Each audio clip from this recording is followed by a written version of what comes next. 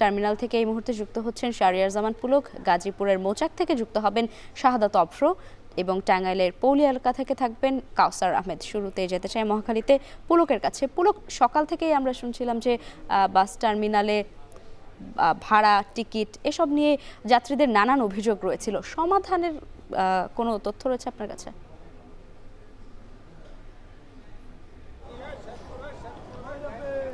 লাইবা, মহাখালী বাস টার্মিনালে আসলে যাত্রীদের নিয়ে যে নৈরাজ্য সেটি আসলে আজকে বেশি চোখে পড়েছে আমাদের। আজকে সকাল থেকে আমরা ছিলাম এবং একটু বর্তমান চিত্রটি একটু দেখাচ্ছে। আমার পিছনে কিন্তু এখনো যাত্রীর দীর্ঘ একটি চাপ রয়েছে, লাইনে তারা দাঁড়িয়ে রয়েছেন। অনেক যাত্রী আসলে ভোর থেকে লাইনে দাঁড়িয়ে রয়েছেন, কিন্তু তারা টিকিট পাচ্ছেন না।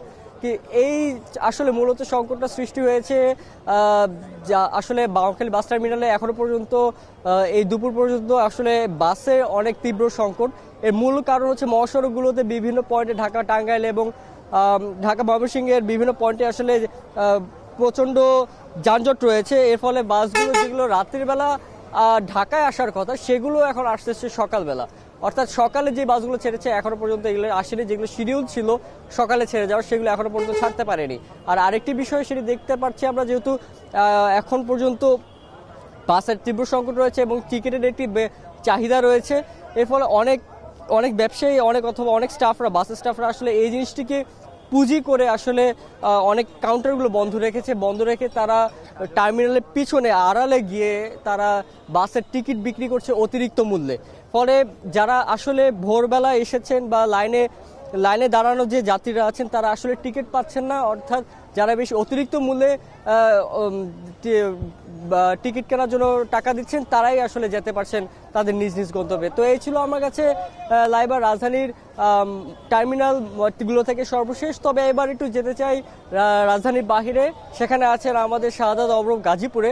অভ্র, আমাদেরকে একটু জানাবেন গাজীপুরের অবস্থা কেমন, সেখানে যানজটের অবস্থা বলবেন এবং যাত্রীদের চাপ কেমন রয়েছে?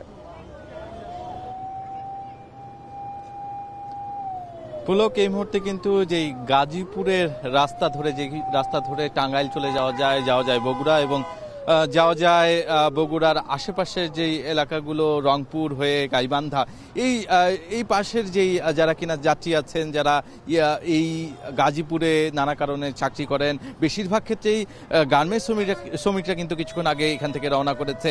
সেই গার্মেন্টস শ্রমিকরা কিন্তু এই মুহূর্তে এই পুরো জ্যাম বা বলা চলে যে ধীর গতির যেই যাত্রা, সেই যাত্রার মধ্যে বলা চলে যে অনেকটাই বিরক্ত, এবং তাদের সাথে আমি যখন কথা বলছিলাম তাদের কণ্ঠে কিন্তু উঠে এসেছে ভোগান্তির কথা।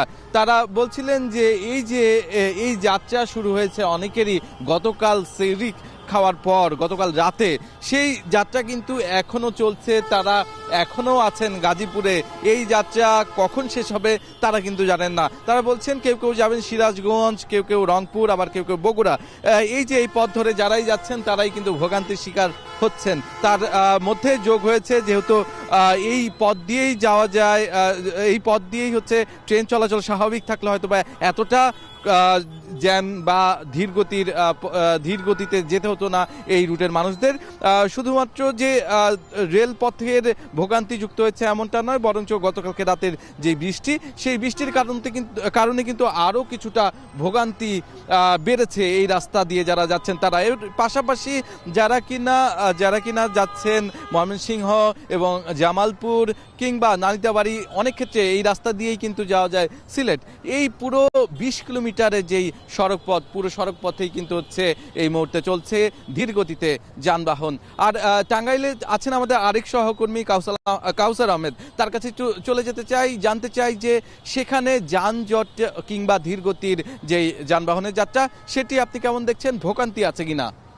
এই মহাসড়ককে সকাল থেকে চরম ভোগান্তি পোহাতে হচ্ছে মহাসড়ক ব্যবহারকারীদের। এই সড়ক দিয়ে উত্তর পশ্চিমাঞ্চল সহ আশেপাশের অন্তত 23 জেলার গড়মুখ মানুষ তারা চলছে। তবে আমরা দেখেছি যে গতকাল রাতে এবং বিকেলে দফায় দফায় বৃষ্টি হওয়ার কারণে যারা খোলা ট্রাক ও পিকআপে যাচ্ছিল তাদের চরম ভোগান্তি পোহাতে হচ্ছে। আমার সাথে কয়েকজন খোলা ট্রাকের যাত্রীর সাথে কথা হয়েছে। তারা বলছেন যে চন্দ্রা থেকে টাঙ্গাইলের পৌর্ণির দূরত্ব 40 মিনিট থেকে সর্বোচ্চ 1 ঘন্টা, সেখানে কারো 7 থেকে 8 ঘন্টা পর্যন্ত সময় লাগছে এইটুকু আসতে। তারা বলছেন যে কালিয়াকুর, গোরাই, মির্জাপুর এই পুরো মহাসড়কেই যানবাহনের তীব্র চাপ রয়েছে। তারা বলছেন যে কখনো কখনো তাদের যানজটে 1 থেকে 2 ঘন্টা পর্যন্ত থামতে হয়েছে। তারা বলছেন যে আধা ঘন্টা ধীর গতিতে চলার পরে 1.5 থেকে 2 ঘন্টা পর্যন্ত তাদের যানজটে আটকা থাকতে হচ্ছে। প্রচন্ড রোদ ও গরমে যারা ঘরমুখ মানুষ রয়েছে তাদের ভোগান্তিটা একটু বেশি। এছাড়াও নারী এবং বৃদ্ধ যারা রয়েছে, শিশু যারা রয়েছে, তাদের ভোগান্তিটা আরো কয়েক গুণ বেড়ে গিয়েছে। পুলিশ বলছে যে তারা যানজট নিরসনে সর্বোচ্চ চেষ্টা করে যাচ্ছে। আর এদিকে আমরা দেখেছি যে গেল রাত 12টা পর্যন্ত 24 ঘন্টায় যমুনা সেতুতে প্রায় 52,000 যানবাহন সেতু পারাপার হয়েছে। আর এ থেকে টোল আদায় হয়েছে 3.5 কোটি টাকার মতো। আরেকটি তথ্য যদি জানিয়ে রাখি যে স্বাভাবিক সময়ে যমুনা সেতুতে প্রতি মিনিটে 12 থেকে 13টি যানবাহন পারাপার হলে গেল রাতে কিন্তু প্রায় প্রতি মিনিটে 36টির মতো যানবাহন পারাপার হয়েছে এই মহাসড়কে। আমরা দেখছি যে গাড়ির টান এখন কিছুটা চলছে, তবে আবার কিছুক্ষণ পরে কিন্তু আবার থেমে যাবে। এই চলছে এবং থেমে যাওয়া, ধীর গতি এবং থেমে থেমে যানজট, সব মিলিয়েই এই ভোগান্তি নিয়ে কিন্তু উত্তরের যারা ঘরমুখ মানুষ রয়েছে তারা বাড়ি ফিরছেন। তো লাইবা, এই ছিল আমার কাছে সর্বশেষ তথ্য। মহাসড়কে যাত্রার খবর জানাচ্ছিলেন সহকর্মী।